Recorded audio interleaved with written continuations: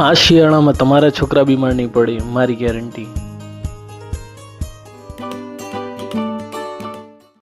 Welcome to cooking with Kavita. ચાલો શરૂ કરીએ ફટાફટ આજની રેસીપી. એક પેન લઈશું, મીડિયમ હીટ ઉપર રાખીશું.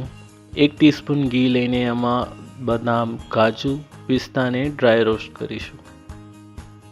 ખૂબ જ ટેસ્ટી અને હેલ્ધી રેસીપી છે. આ તમારા બાળકો માટે જરૂરથી તમે બનાવજો. લગભગ 2 ટીસ્પૂન જેટલી ચારોળી લઈશું અને 1 ટીસ્પૂન ખસખસ એડ કરીશું. ધીમી આંચે લગભગ 5 મિનિટ જેટલું આને રોસ્ટ થવા દઈશું.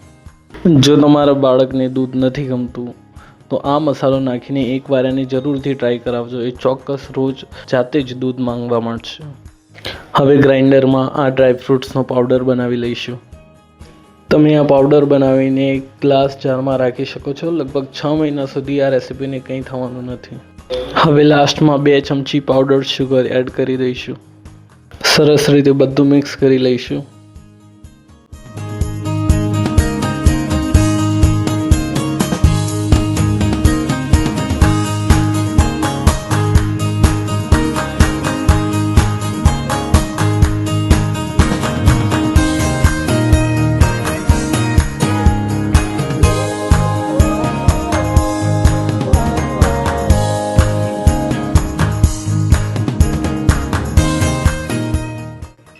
એક કપ દૂધમાં 1 થી 2 ચમચી આ પાવડર તમારા બાળકને રોજ આપો. એની ઇમ્યુનિટી વધશે અને એ હેલ્ધી રહેશે.